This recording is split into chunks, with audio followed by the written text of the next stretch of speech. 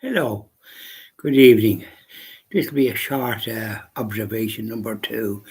We were talking there earlier today in one of my live videos about my visit to Phoenix Park, where I hitherto parked along the road and took a stroll around and to see and feel the touch of the country, I suppose, if you happen to be living in the city. I know I'm living in the country, thank God. So I'm not saddled with gawking at buildings all the time. So I was talking about that, and I said, I had to park at the zoo.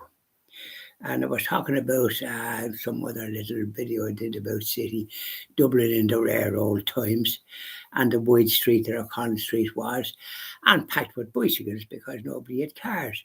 People were going home to their lunch on bicycles. They were going to work on their bicycles.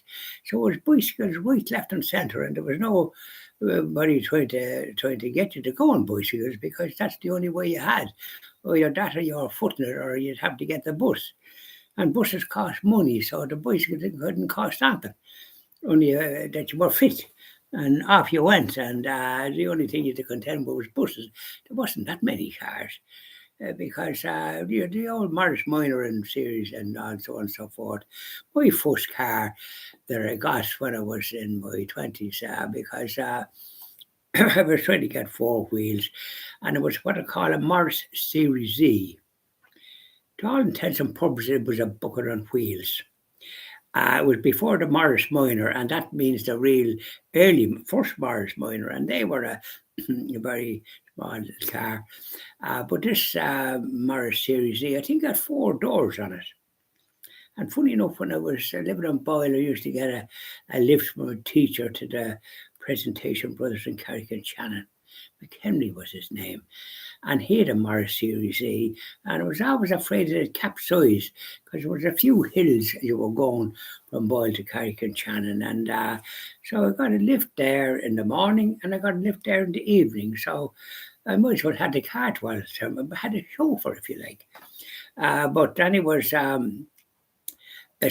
when we were talking about that, I mentioned the Dublin Saunter, and I said I might sing it, so talking about observations and Dublin and the way it was, the lovely wide street, O'Connell Street, one of the widest in Europe.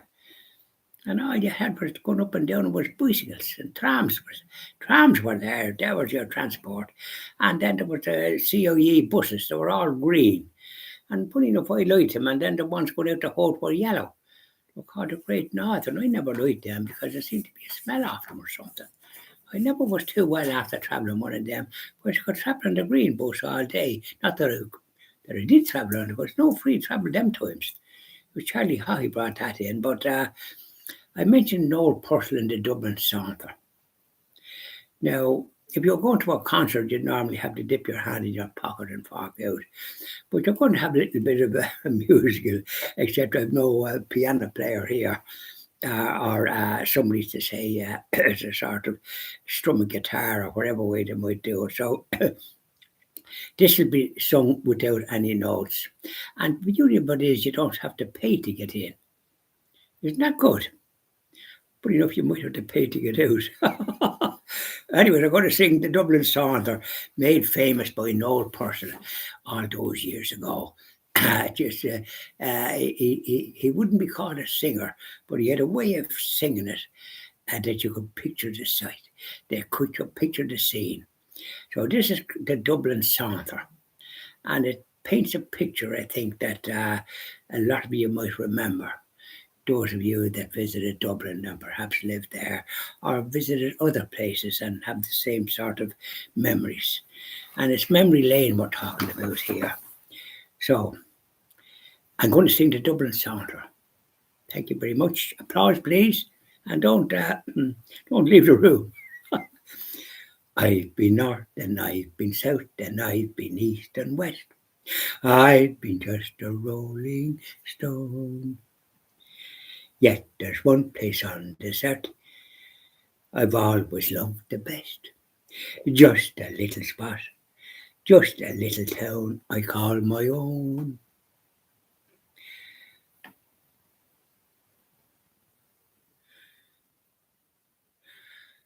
For Dublin can be heaven with coffee at 11 and a stroll in Stephen's Green. There's no need to worry. There's no need to hurry. There's no need to hurry. There's no need to worry. See the way I get the words? I haven't got the orchestra and the sheet of music in front of me, shall we say. So I'm making allowances. You have to make allowances for the singer, don't you? And there'd be nobody going around with a hat or a plate or something saying decorated with soft, with not with noise like that silver. Anyway, for Dublin can be heaven with coffee at 11 and a stroll in Stephen's Green. There's no need to hurry. There's no need to worry. You're a king and the ladies are queen. They're all queens, aren't they?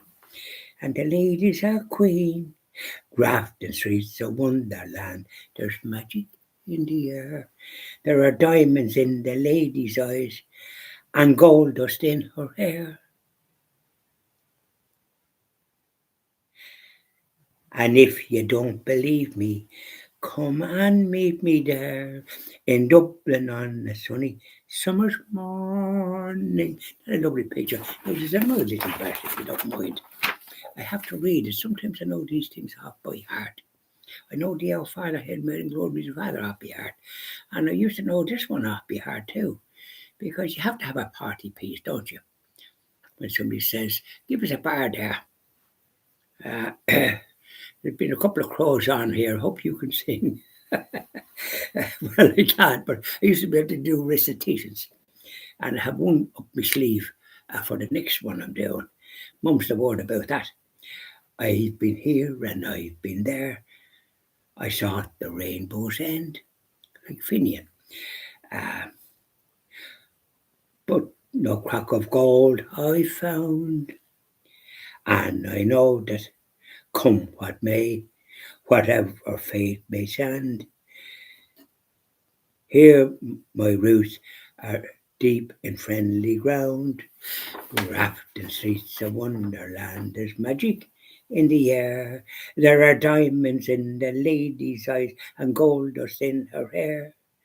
And if you don't believe me, come and meet me there in Dublin on a sunny summer's morning.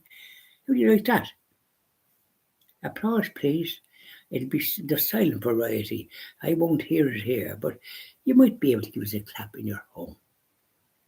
And tell me if I should take up the career of singing publicly, doing a public here, which is a different thing than getting up on the stage and people walking out, and the next thing is a tomato flies past you. Something to say, you're not the singer we were paid to come in. Where did you come out of? Anyways, this is it. We do the best we can, don't we? And none of us is